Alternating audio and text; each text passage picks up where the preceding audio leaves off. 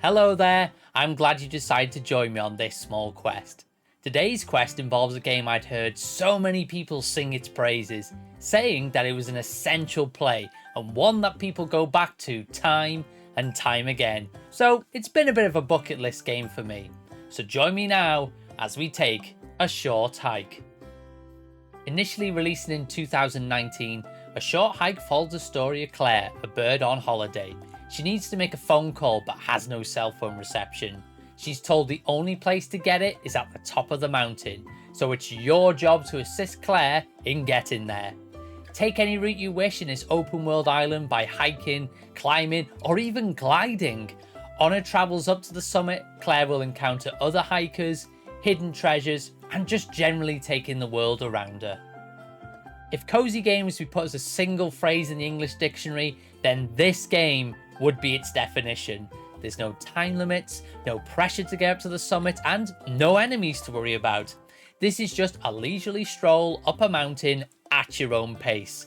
The controls are everything you would need, as most actions are done with a single button, and you have a very simple and easy to navigate inventory system. As said previously, you can hike, climb, or even glide your way to the top. The gliding controls are really well done and they feel incredible. I would say this gives you the same satisfying feeling you get when you swing around New York City in the Insomniac Spider-Man games. A very important aspect to this is the golden feathers you collect whilst on your journey. They are basically your stamina meter in the game, so when you run or climb, your feathers will burn out, so the more you have, the higher you can climb. Think Breath of the Wild stamina mechanics and you'll know what I'm talking about. As we've mentioned the gliding, I think now is a great time to talk about the music.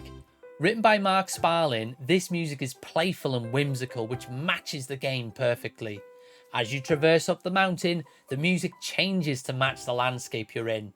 I'll go back to talking about the design in a moment, but to briefly mention it here, as you go up the mountain, the landscape changes. So when you start at the bottom, it's very much like a beach, but when you get to the top, it's a snowy landscape. So as said, the music changes with this. So when you reach the snow, the music uses more piano and strings rather than acoustic guitars and accordions as previous. There are moments in this where the music takes a back seat and just gives you a chance to enjoy the surroundings that you're in. As I've already mentioned it, let's talk about the design. This gave me Game Boy Advance feels with the 3D having a pixelated look. It really feels like you're playing a Game Boy Advance game using the GameCube's Game Boy player. That's a lot of Game Boys mentioned. From watching a panel from the developer Adam Robinson Yu, he used a tool in Unity called GB Camera, which takes a small texture and scales it up. The developer mentions using this pixelated look to be able to create simple models and gives the player the chance to use their imagination more. I feel this also ties into the overall feel of the game, which is to give that sense of being a kid again. Like said, it feels like you're playing a game on the Game Boy Advance, which I'm sure a lot of people did playing games as a kid. So it really gives you a very nostalgic and cozy feeling. I said time and time again while playing the game on stream that it feels like the perfect game to play in bed on a handheld. Again, this ties into that nostalgia, as I'm sure most of us played video games in bed. The story here is a simple and to the point one. Where I said previous, you were aiming to reach the top of the mountain. However, it's the journey you take to get there that's important. I mentioned earlier that you can play this game at your own pace, so some people can reach the top of the mountain within 2 hours. However, you can get more hours out of this by taking your time and seeing as much of the island as you can. Now, I completed my playthrough of the game in about 90 minutes or so, and I knew a second go around would be in my future as I wanted to see more of what this island had to offer. During your travels up the mountain, you'll meet various folks who just want to have a chat, or they'll want to do an activity with you. These activities include racing, fishing, the amazing beach stick ball, and boating.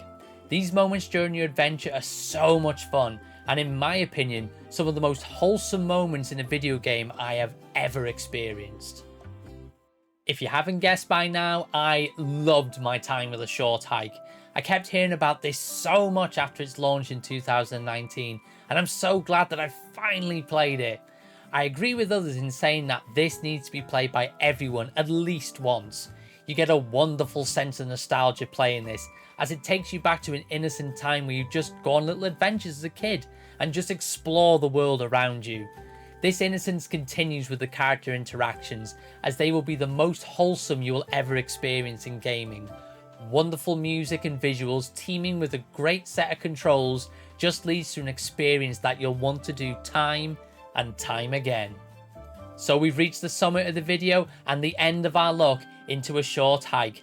If you like this video, feel free to press the like, subscribe and notification bell so you'll know when a new video goes live or when I'm live streaming on the channel.